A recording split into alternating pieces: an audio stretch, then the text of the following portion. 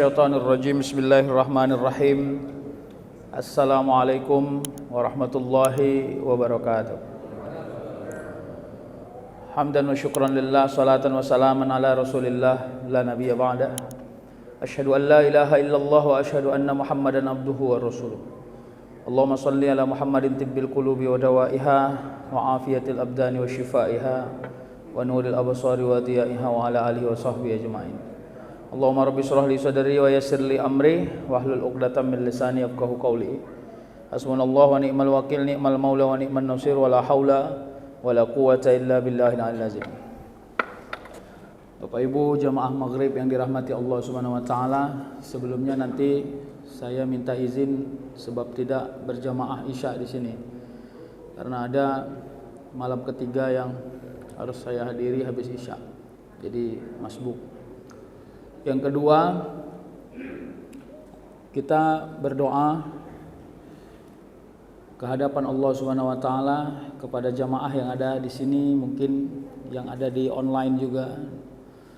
Kiranya siapa yang menyaksikan kegiatan hari ini dengan hajat kita masing-masing dan sama hajat kita bersama, kiranya kita ini adalah orang-orang yang selalu dalam lindungan Allah Subhanahu wa taala. Kita ini mendapat keampunan atas semua dosa-dosa kita, diberi hidayah, petunjuk semua kehidupan kita. Hajat-hajat keduniaan kita dimudahkan Allah dan diijabah Allah Subhanahu wa taala. Diberikan Allah kepada kita kesehatan, keafiatan, keluasan rezeki, keberkahan rezeki, dan diberikan Allah kepada diri kita keturunan-keturunan yang mulia dan taat kepada Allah Subhanahu wa taala.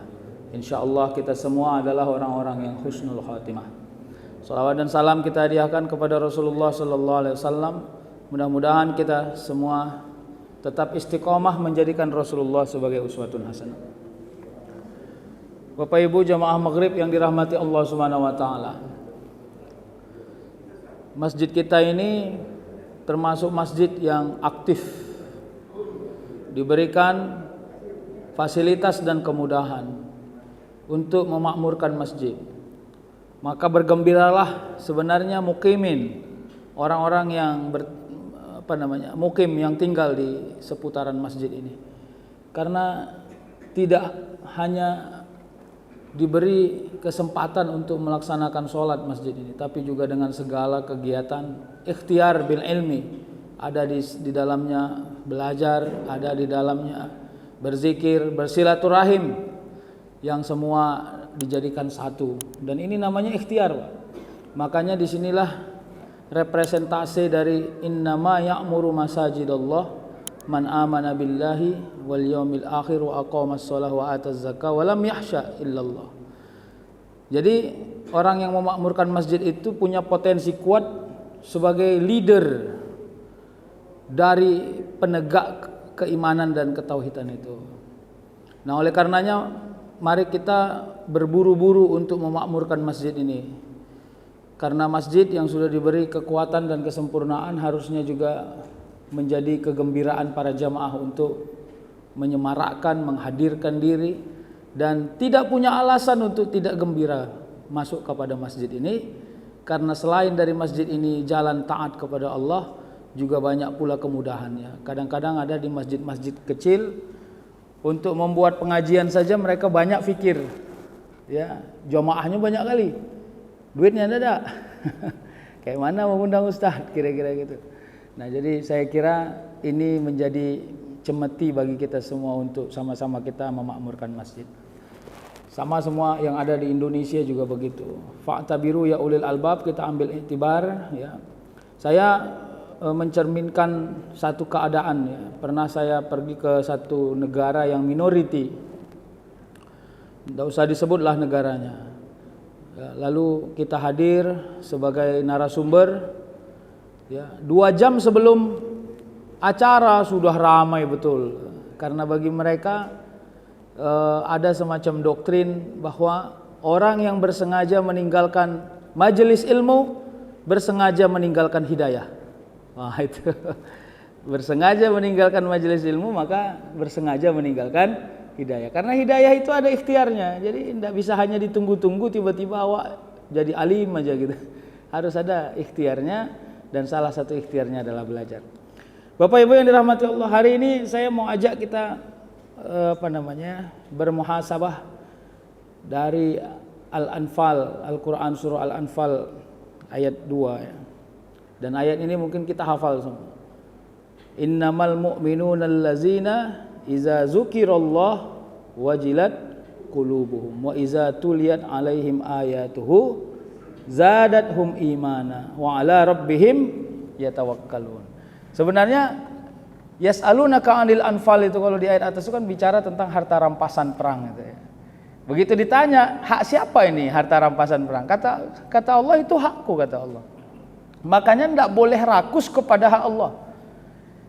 Kalau kita bicara terminologi, berarti harta dunia ini juga hak Allah. Disitulah kenapa ada zakat. Karena orang yang punya harta tak membayar zakat berarti merampas hak Allah dalam tanda kutip. Jadi tipenya orang mukmin yang punya rezeki menengah ke atas, jangan lagi berpikir zakat fitrah. Zakat fitrah itu zakat yang paling pelit. Jadi jangan pala buat status, update status di Facebook, alhamdulillah hari ini saya sudah bayar zakat fitrah, kembali suci saya dan keluarga saya. Alamak, zakat fitrah itu Pak, kalau jajan kita pergi ke ke mall, belum ada apa-apanya zakat fitrah itu. Berapalah zakat fitrah? 5 orang paling 200.000.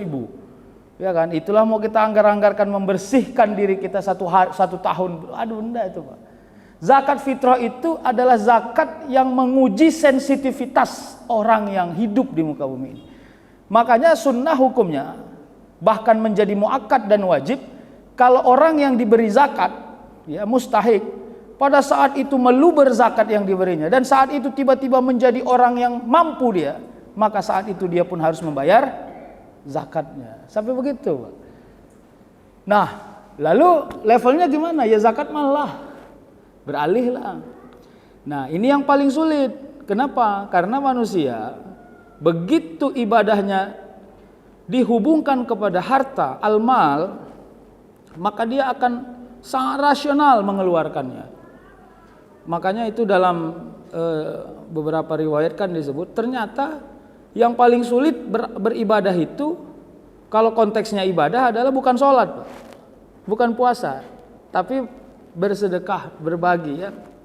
Wa atuz zakah dalam terminologi yang luas bisa infak, bisa sedekah, bisa zakat, bisa wakaf. Itu ternyata jauh lebih sulit dibanding puasa. Kenapa? Karena orang yang berbagi melalui hartanya, dia akan sensitif kepada rasa capeknya untuk mendapatkan harta itu. Aku nggak cari duit ini setahun ini, masa ngeluarkannya segini banyak juga ini gitu. Nah itu kira-kira berpikir dia. Nah maka bagaimana membuat kita mudah mengeluarkan harta kita untuk banyak keadaan tadi? Jawabannya hanya dengan cara merasa, meyakini, memahami bahwa harta yang kita miliki itu hanya potensinya hanya tempat persinggahan atau titipan yang penuh amanah kepada kita dari Allah Subhanahu wa taala. Jadi saya sering menyebut begini, kita punya tapi tak memiliki. Ya, kita punya tapi tak memiliki. Siapa itu orang yang punya? Ya, saya ini, air ini punya saya ini, Pak. Tapi apakah ini milik saya? Saya yakin ini bukan milik saya. Karena hadirnya juga bukan dari tangan saya. Hadirnya bukan sebab kemampuan saya, tapi hadirnya sebab fasilitas, sebab saya duduk di sini. Begitu selesai saya ceramah nanti, air ini tidak saya minum habis, maka air ini berubah kepemilikan, tidak lagi menjadi milik saya. Milik siapa? Ya boleh, siapa yang mau minum atau dibuang airnya. Jadi kepemilikan yang hakiki itu Allah Subhanahu wa taala. Bagaimana cara Allah menunjukkan bahwa dia memiliki? Cara Allah adalah membuat puyeng orang yang punya itu. Ya kan? Puyeng, Pak. Waktu punya uang 2 juta, dia bilang begini, beli handphone harga 1 juta pun oke lah gitu kira-kira. Yang penting ada handphone. Begitu punya uang 10 juta, ya punya handphone harga 9 juta pun oke lah. Yang penting punya handphone. Begitu punya uang 50 juta, yang penting punya handphone harga 30 juta oke lah. Kenapa? Karena yang dibuat puyeng itu bukan kemampuan mendapatkan jumlahnya, tapi kemampuan mengakses manfaat dan tujuannya. Di situ kita dibuat puyeng. Makanya orang yang kerja 24 jam seolah-olah dia menjadi orang beruntung. Kadang-kadang Allah tumpurkan, kalau saat itu dia sombong atas kepemilikannya, atas kepunyaannya, maka dibuat Allah dia puyeng untuk menggunakan uang itu. Puyeng Pak, tetap tidak cukup. Kenapa? Karena ketidakseimbangan itu muncul. Semakin banyak pemasukan, semakin tinggi potensi untuk mengeluarkan. Pak, masa kita kayak gini mobil kita merek ini Pak? Aduh gimana? Gitu-gitu. Padahal dulu 20 tahun yang lalu yang penting punya mobil. Udah gitu. Pak Tabiru ya ulil albab, udah. Jangan menelaah orang, nggak penting. Ini sekarang telaah diri sendiri aja gitu. Jadi kalau kita sedang mendengarkan satu kabar, berita, satu ilmu, tidak perlu kita mendefinisikan atau mentranskrip hidup orang, nggak perlu. Yang perlu ditranskrip hidup kita sendiri aja, Pak. Kita pada posisi mana ini sekarang berjuangnya? Maka salah satu rezeki yang rahasia sebenarnya adalah kemampuan memfilter hajat. Jadi kalau kata orang Medan dulu, tepuk dada tahan selera. Ini kata orang pelit, ciri-ciri orang pelit adalah tepuk dada tahan selera. Tapi kalau pendefinisiannya pada konsep rezeki, karena harta dan rezeki itu beda Pak. Harta itu al-mal, rezeki itu ya ar-rizq. Nanti di dalam rezeki itu ada barokah lagi. Barokah itu ziyadatul ta'ah wa ziyadatul manfaah. Rezeki yang berkah itu kadang-kadang ada tidur 10 menit sangat berkah dibanding tidur yang 2 jam. Begitu tidur dia 2 jam sakit semua badannya. Tertidur waktu di kursi. Begitu bangun 10 menit, mantap Pak. Kenapa bisa begitu? Ya kalau saya ditanya, Allah hadiahi kepada dirinya berkah rezeki tidur. Supaya tidur membalikkan produktivitas tubuhnya. Agar tubuhnya itu tidak melakukan satu yang sia-sia. Begitu ya. Nah, ayo kita masuk. Innamal mu'minuna allazina idza dzukirallah wajilat qulubuhum. Kata Allah, ya, orang mukmin itu apabila disebutkan nama Allah, ya, bergetar hatinya. Mendefinisikan ini, kalau dia tekstual, maka kita akan cenderung mencari vibranya. Padahal wajilat qulubuhum itu secara kontekstual adalah tingginya sensitivitas mengenali atau merasai keadaan. Gitu dia Pak. Jadi cara membaca yang salah itu salah satu hilangnya sensitivitas. Awak lagi makan, ya kan, sor kali awak makan. Datang kucing tuh digaruk-garuknya kaki awak. Cara membaca yang salah. Kalau konteksnya wajilat qulubuhum apa? Ya kan? Gak tahu kau berapa ku bayar ini, 180.000 nih makanan ini. Mau kau makan pula gratis-gratis. Nah itu cara membaca yang salah. Kenapa saya bilang salah? Karena sensitivitasnya mati Pak. Kalau sensitivitasnya hidup, dia akan mulai dari tempat yang paling sederhana. Bagaimana merancangnya? Saya adalah makhluk, yang menggaruk kaki saya juga makhluk dia Pak. Kita ini sejawat sama kucing Pak. Bapak jangan malu-malu kalau bilang kita sejawat sama kucing. Karena selain makhluk itu namanya Khalik. Mahwal Khalik Allah Subhanahu wa ta'ala. Ada yang lain Pak. Khalik itu la ilaha illallah. Jadi mahwal makhluk masih Allah. Siapa itu makhluk? Selain daripada Allah dialah makhluk. Maka kucing itu juga makhluk. Maka sebagai sejawat sensitivitasnya harus hidup. Nah bagaimana? Ya tergantung apa yang engkau rasakan kepada kehadiran kucing yang sekedar mengganggumu untuk berbagi rezeki. Kira-kira kan begitu ya. Bagaimana? Ya selanjutnya terserah Anda. Karena di sana ada fungsi akal yang bekerja dan akal ini akan menerjemahkan mau berbuat apa kita. Ini yang kemarin ada poster yang kita buat ya. Kita ini sering dibuat Allah punya kemampuan pada 2 keadaan yang sama. 1 mampu berbuat baik, 2 mampu berbuat jahat di keadaan yang sama. Pertanyaannya saat itu apa yang engkau buat? Jawaban ini menentukan tingkat originalitas cara bekerja akal kita. Ya, bagaimana tuh kira-kira? Ya. Sini ada duit. Yang punya sudah mengakui bahwa uangnya hilang. Tapi ada di depan kita. Kalau seandainya kita ambil, yang punya pun sudah ridho bahwa uang itu hilang. Tapi di saat itu saya juga paham, kalaulah uang ini kembali kepada pemiliknya, maka saya akan berbuat baik. Pertanyaannya saat itu, apa yang kau buat? Itu yang penting, Pak. Jadi kita ini sering diuji Allah cara berpikir itu. Disitulah yang saya bilang sensitivitas itu. Kalau cara membacanya salah, pasti akan salah semua keadaan ini, Pak. Sama kayak orang yang hidupnya punya keraguan yang besar, Pak. Begitu duduk dia di rumah makan Padang, kalau diracun gimana? Kalau kebanyakan gimana? Kalau ini gimana? Kalau garamnya kebanyakan gimana? Kalau waduh, akhirnya nggak pernah nyaman kita makan, Pak. Kenapa? Karena kita ragu. Nah, dan ragu itu salah satu penyakit. Ingat itu. Ya, min syarril waswasil khannas. Terminologi waswas itu bukan hanya pada konteks ragu memilih, tapi ragu istiqomah pada kebaikan. Kenapa? Karena istiqomah pada kebaikan sering membuat kita jenuh kalau kita tidak belajar gembira istiqomah. Makanya setelah melakukan amal, fase berikutnya istiqomah.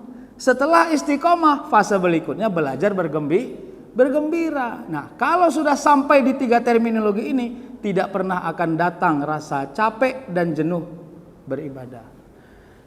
Ya, Bapak Ibu yang dirahmati Allah. Jadi bagaimana wajilat qulubuhum? Kenapa hati yang disuruh? Karena hati itu ruang sensitivitas, ya. Jadi qulubuhum saya tidak sampai kepada apakah itu jantung atau hati yang paling dalam, tapi saya ingin mendeskripsikan adalah kemampuan kita membaca yang benar pada setiap keadaan.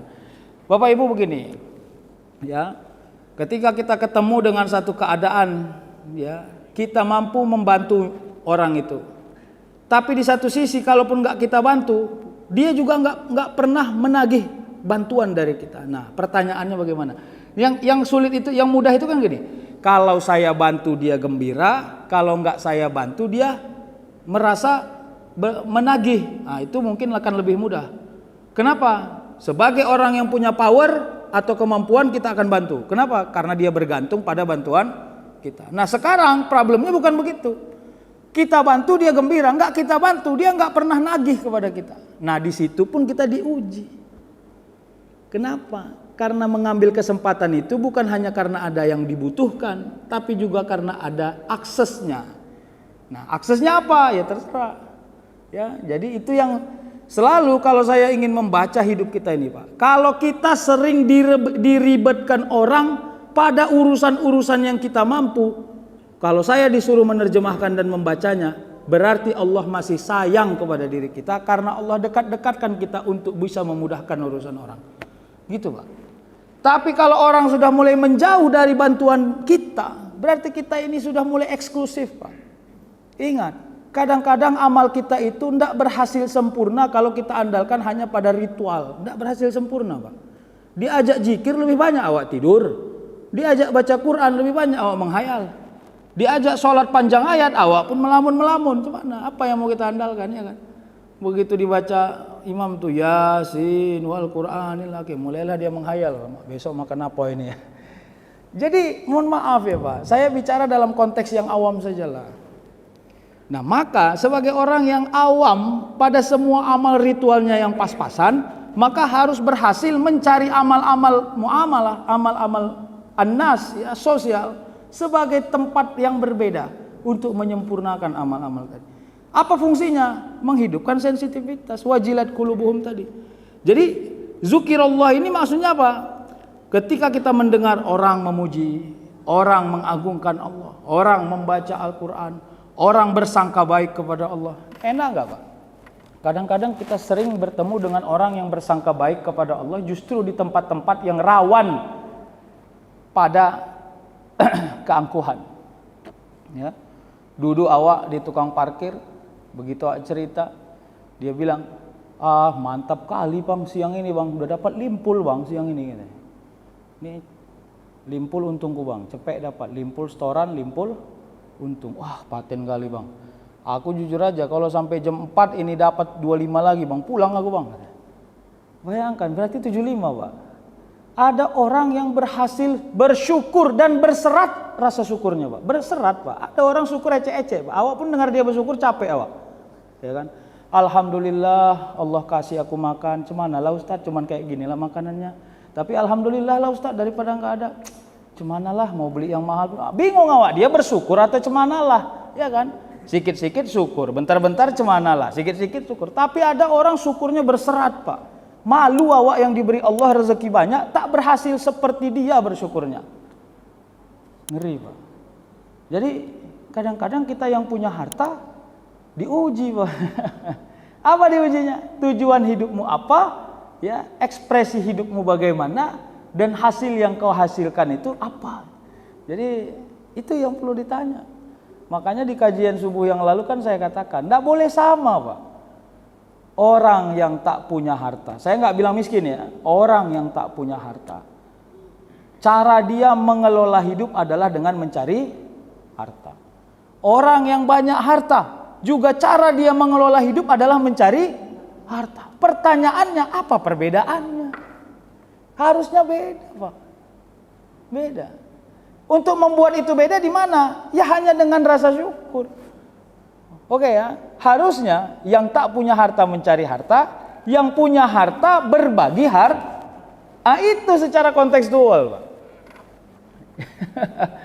Jadi disitulah letak simbiosis kenapa Allah menyayangi orang-orang miskin. Bagaimana cara Allah menyayangi orang-orang miskin? Dengan cara orang-orang yang banyak harta mengasihi orang-orang yang tak punya harta. Begitulah simbolnya harusnya. Dan PR-nya di siapa? PR-nya di kita. Nah, jadi akal kalkulatif itu menjadi perjuangan kita. Akal kalkulatif itu kita semua punya, Pak. Ya, saya aja punya. Begitu saya hari ini sudah infak, saya akan hitung-hitungan. Ya, masa infak lagi hari ini, besok aja lah. Kira-kira gitu. Kenapa bisa begitu? Ya itu tadi, karena kita merasa capek mencari. Wa iza tuliyat alaihim ayatuhu zadathum imana. Dan apabila dibacakan kepadanya ayat-ayat Allah, zadathum imana. Jadi kalau iman itu satu bentuk keadaan, maka keadaan itu akan semakin cantik. Gini, Pak. Bagaimana caranya merasa bahagia ketika ingin tidur banyak nyamuk? Harus mampu kita jawab itu, Pak. Ya. Kalau kita hanya bertujuan harus tidur, maka insya Allah tak ada bahagia-bahagianya kita pada malam itu. Lalu untuk membuat malam itu tetap menjadi satu keadaan yang istimewa, bagaimana? Robah mindset. Karena hari ini nyamuk terlalu semangat menemani saya pada malam hari, maka saya memilih tidak tidur. Setelah saya tidak tidur, saya mau ngapain? Kira-kira gitu.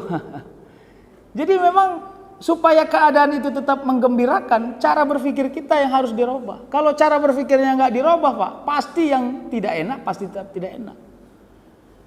Ya, begitu selesai Armina, ya kan, tidak ada bus sholawat waktu haji, Pak. 2 hari itu, 3 hari ya.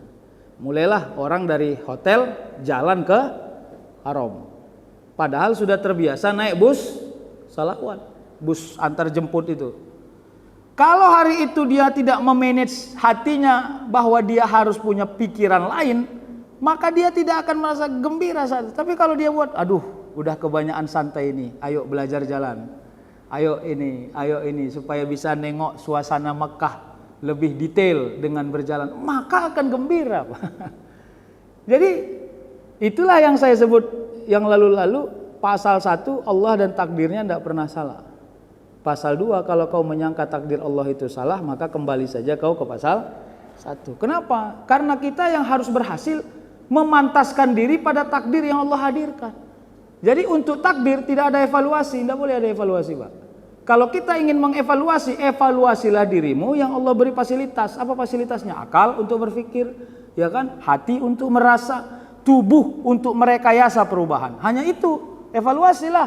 Lebih banyak tidur apa bergerak? Lebih banyak berpikir untuk merubah atau lebih banyak berpikir untuk membuat jahat? Ya silakan dievaluasi, kira-kira gitu. Nah, Kenapa? Karena pada urusan teknis Allah kasih kita kemampuan, Pak. Kita tidak mampu hanya pada urusan non teknis. Ini ya. Saya mau minum ini, Pak. Ini tidak urusan yang lain, ini urusan saya, Pak. Kalau saya mau masukkan ini ke mulut saya, terus saya tanya kepada orang yang lihat, menurut Anda saya minum atau tidak? Terus orang jawab, Bapak minum. Saya taruh minum ini. Saya bilang saya tidak minum. Atau sebaliknya, Bapak minum, Bapak tidak minum, saya minum airnya. Artinya pilihan minum atau tidak minum itu urusan saya. Itu namanya teknis. Tapi begitu selesai minum, Pak, kita masuk kepada urusan non teknis. Apa urusan non teknisnya? Apakah air yang saya minum ini membuat saya sehat, kuat, taat, hebat, istiqomah? Sudah tidak urusan saya. Kalau Allah marah atas minum saya dengan sombong tadi, maka Allah buat minum menjadi penyakit. Sederhana. Makanya kita ini terlalu merasa hebat sebab urusan yang teknis itu aja problemnya. Sama kayak kita cari harta, Pak. Bekerja siang dan malam itu teknis, Pak. Makanya innallaha la yughayyiru ma biqaumin hatta yughayyiru ma bi anfusihim. Konteksnya adalah berikhtiar pada urusan teknis. Pada urusan non teknis doa.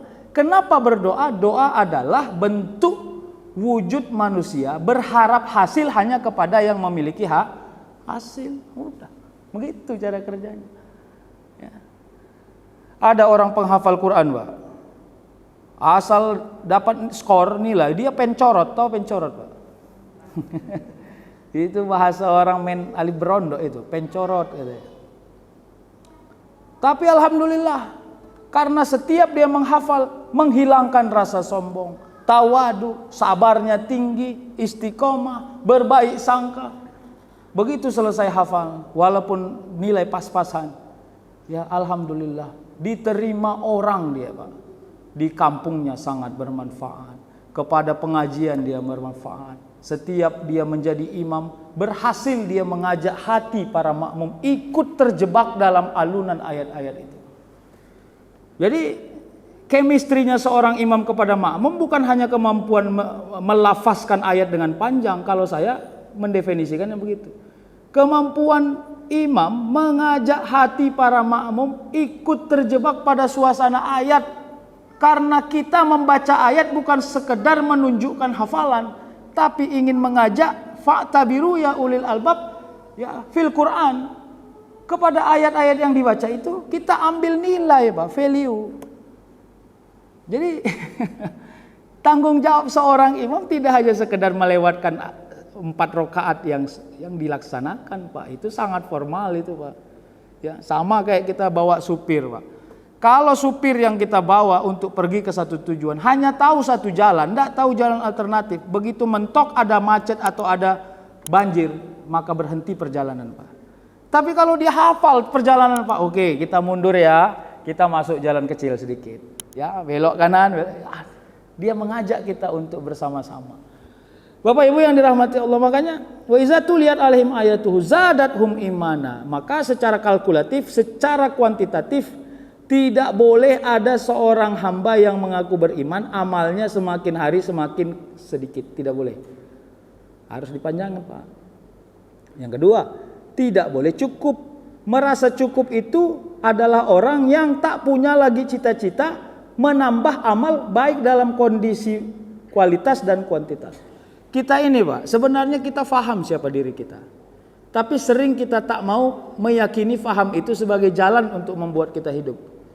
Contoh ya, ada orang asal dia mau lagi ngantuk dia sholatnya itu hancur-hancuran, Pak. Ini biasanya kena orang-orang sholat isya yang di ujung-ujung, kira-kira gitu. Asalkan dia mau sholat dalam keadaan ngantuk, pasti rusak sholatnya, kira-kira gitu. Maka bagi orang yang seperti ini harus sholat di awal. Nah, kira-kira gitu. Jadi kita ini sebenarnya paham sama kayak orang. Kalau dia kekenyangan, sholatnya hancur-hancuran, Pak. Maka orang kayak gini jangan dulu makan sebelum sholat. Jadi sebenarnya kita paham siapa diri kita. Cuman kita sering tidak menjangkau itu, ya.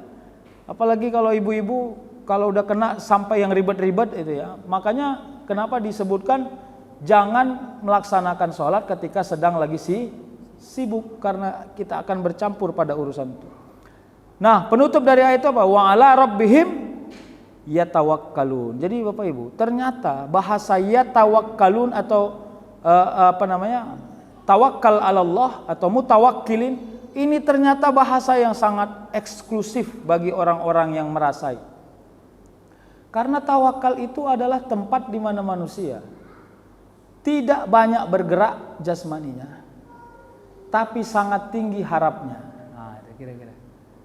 Makanya ketika wa 'ala rabbihim yatawakkalun, maknanya apa? Maknanya tawakal, maknanya tenang, maknanya baik sangka, maknanya tomakninah. Apa itu tomakninah? Berhenti pada satu keadaan, lalu begitu kita menganggap punya power yang sempurna lagi, maka masuk pada keadaan berikutnya. Jadi kalau kita hubung-hubungkan semua ayat ini, jadi jangan bilang bahwa ayat-ayat itu parsial ya Pak. Semua sesungguhnya ayat di 114 surah itu saling terhubung satu sama lain. Pernah diuji Pak. Tapi ini juga harus kita fahami. Suatu hari ada lomba pidato anak-anak madrasah diniyah setingkat SD. Ya kan? Lomba pidato. Jadi pidatolah anak ini umur kelas 6 SD. Judulnya adalah bertakwa kepada Allah. Begitu dia salam, Assalamualaikum warahmatullahi wabarakatuh. Judul saya adalah bertakwa kepada. Kawan-kawan sekalian, kita harus menguatkan takwa kepada Allah Subhanahu wa taala. Seperti ayat Allah dalam Al-Qur'an, ya ayyuhallazina amanu kutiba alaikumussyam kama kutiba alal ladzina min qablikum la'allakum tattaqun. Semua peserta ketawa Pak. Woi, salah itu ceramahmu, itu ceramah tentang puasa, katanya gitu kan. Wahai orang-orang beriman, diwajibkan atas kamu puasa. Nah, padahal tadi judulnya apa Pak? Takwa. Ayatnya ayat puasa. Nah itu. Kalau bicara sistematika berpikir, ceramah itu salah. Karena tidak sesuai tema dengan isi. Begitu ya cara membacanya. Tapi kalau kita bicara tentang bagaimana cara Allah memberi hidayah dan menghidupkan hikmah, nah hati-hati Pak. Itulah mukjizatnya Al-Quran salah satunya. Apa mukjizatnya salah satunya? Ayat yang sama dibaca oleh orang yang berbeda di keadaan yang boleh saja sama, cara memahami hikmahnya bisa sangat berbeda-beda. Ya, sama bedanya dengan puisi Pak. Kalau kita baca puisi, hampir sama cara kita memahami teks itu. Tapi kalau bicara hikmah pada Al-Quran sebagai mukjizat bisa berbeda. Nanti kalau kita ajak meneruskan anak ini, kalau saya katakan anak ini nggak ada yang salah, karena salah satu instrumen menguatkan ketakwaan adalah puasa. Jadi jangan langsung disalahkan. Ya kan? La'allakum tattaqun, di ujungnya ada Pak. Tapi karena kita terlalu sistematis berpikirnya, maka kita anggap semua yang tak konsideran yang disebutkan salah. Padahal banyak orang Pak mendapat hikmah justru bukan dengan ayat yang dia menjadi problemnya. Ya kan, dia punya utang, tiba-tiba dibacakan qul huwallahu ahad, Allahus somad, seperti gembira hatinya Pak. Yang diajak bukan bagaimana cara membayar hutang, tapi begitu ayat itu dibaca, hatinya seolah-olah mendapatkan hikmah untuk bersandar, berserah kepada Allah dengan sempurna, karena Allah yang maha ahadiyah, tidak ada yang lain. Nah dengan power itu, besok paginya dia punya semangat untuk mencari dan berikhtiar membayar hutangnya. Bisa nggak cara melihatnya gitu? Jadi nggak bisa sistematis seperti akal manusia, karena manusia makhluk, sementara yang kita baca adalah ayatul Quran, yang Quran itu diturunkan oleh Khalik. Jadi cara membacanya juga nggak bisa pernah sama. Jadi sama kayak di kampung Pak. Ntar lagi sedikit lagi waktunya. Ya kan? Ada seorang kakek-kakek, lama tobatnya kakek ini. Begitu umur 67 baru tobat. Ya kan? Barulah mulai belajar Al-Quran. Cuman satulah ayat yang dihafalnya Pak. Qul huwallahu ahad. Ya, akhirnya semenjak umur 67 tahun itu sampai dia 80-an tahun sholat, ayatnya hanya Qul huwallahu ahad. Malaikat itu pun udah paham, ini kalau kawan ini sholat qul huwallahu ahad aja ayatnya ini katanya. Rakaat 1 kulhu, rakaat 2 kulhu, zuhur kulhu, asar kulhu, maghrib kulhu. Nggak ada yang nggak kulhu, Pak. Semua kulhu.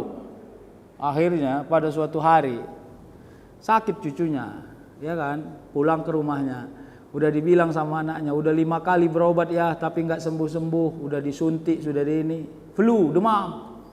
Akhirnya kakeknya karena rasa sayangnya diambilnya lah air, ya kan? Air. Sinilah kakek obatilah dulu ya. Ini kan perkara percaya tak percaya. Dibukanya lah air itu. Qul huwallahu ahad, Allahus samad, lam yalid. Begitu selesai, Pak. Suruhnya cucunya minum. Begitu minum, keluar keringat jagung tuh, Pak. Sehat cucunya. Wah, hebohlah sekampung. Cucu sakit 5 kali berobat hanya diobati dengan kulhu, langsung jadi tabib kakek itu. Nah, yang mau saya kasih tahu adalah manusia ini sering tak mau bersahabat dengan ayat Al-Quran. Padahal kalau ayat Al-Quran itu kita jadikan teman akrab, maka Allah memudahkan semua urusan dari keyakinanmu kepada Allah yang menurunkan Al-Quran. Tapi bukan kepada ayatnya, Pak, karena ayatnya juga makhluk. Ingat itu, kepada Allah yang menurunkan Al-Quran, lalu kita membacanya, memahaminya, mengambil hikmahnya, dan merubah hidup kita sebab pemahaman kita. Jadi begitu cara kerjanya. Makanya ada orang bilang itu orang ngobat-ngobati orang pakai air itu bid'ah itu. Jangan cepat-cepat bilang bid'ah. Kenapa? Karena itu ilmunya ilmu hikmah. Ya, itu tidak ilmu sebab akibat, Pak. Kita ini kalau mendeteksi kebenaran Allah hanya pakai ilmu sebab akibat, kita anggap kecil Allah itu. Kenapa? Karena banyak kebenaran yang Allah sebutkan tidak melalui proses sebab akibat akal manusia. Kenapa begitu? Saya jawab, karena Allah al-mukhalafah lil hawadis. Allah itu tidak pernah sama dengan baharu. Jadi kalau kau menganggap Allah itu sama cara berpikirnya kayak engkau, berarti Allah itu baharu. Berarti Allah itu tidak Tuhan. Udah selesai, Pak. Jadi jangan, makanya kenapa disebut wa tarzuqu man tasya'u bighairi hisab. Begitu di Ali Imran 27 Allah sebut. Allah itu pemilik langit dan bumi. Allah bisa membalikkan semua keadaan. Allah bisa merubah siang menjadi malam, malam menjadi siang, hidup menjadi mati, mati menjadi.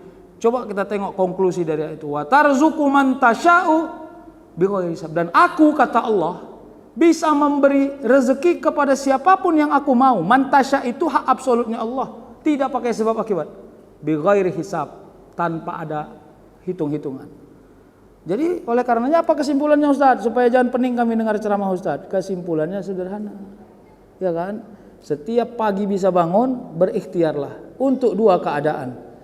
Ikhtiar untuk duniamu dengan sesungguh-sungguhnya, ikhtiar untuk amal solehmu juga dengan sesungguh-sungguhnya. Sudah, habis itu jangan hakimi hasilnya, karena hasil bukan milik manusia. Hasil itu adalah keredoan Allah memberikan hasil kepada diri kita. Kadang-kadang tempat yang tidak nyaman, tidak ada AC, banyak nyamuk, dibuat Allah orang itu mendapat nikmat tidur nyenyak senyenyak-nyenyaknya sehingga nyamuknya bete. Tahu bete? Nggak ngaruh. Ya kan, digigit nyamuk tuh tak bergerak kawan nih, nyamuknya pun pening juga aku nengok kawan nih ya. Jadi tolong ya, makanya jangan anggap di tempat yang tidak mewah banyak orang kehilangan rezeki. Ingat itu, salah itu, Pak. Jangan anggap di tempat yang tidak mewah banyak orang kehilangan rezeki. Hati-hati. Kadang-kadang di tempat yang kita anggap tidak mewah Allah pelihara rezeki orang. Kepada siapa rezekinya? Kepada keadaan yang menyesuaikan diri dengan keadaan itu sendiri. Bapak Ibu, saya kira itu yang bisa saya sampaikan. Mudah-mudahan ya ikhtiar kita dengan umur yang kita miliki. Kita ini semua berkompetisi, Pak. Ya, ini menjadi ladang amal dan ladang kekuatan bagi kita tidak capek berada pada jalan yang benar, ya, dan tidak capek memperbaiki kehidupan kita, dan tidak capek bertaubat kepada Allah atas semua dosa dan kesia-siaan yang kita miliki.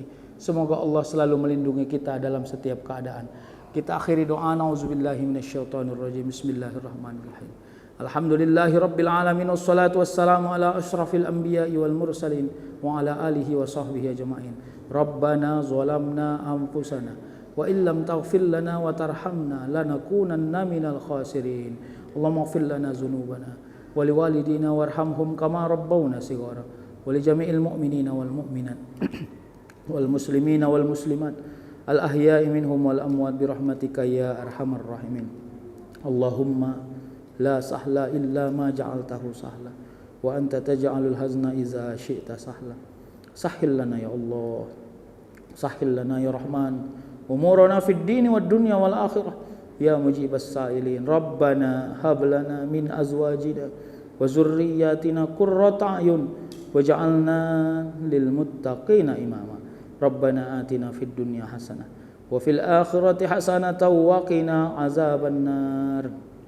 Subhana rabbika rabbil izzati amma yasifun wa salamun alal mursalin walhamdulillahi rabbil alamin. Taqabbalallahu minkum.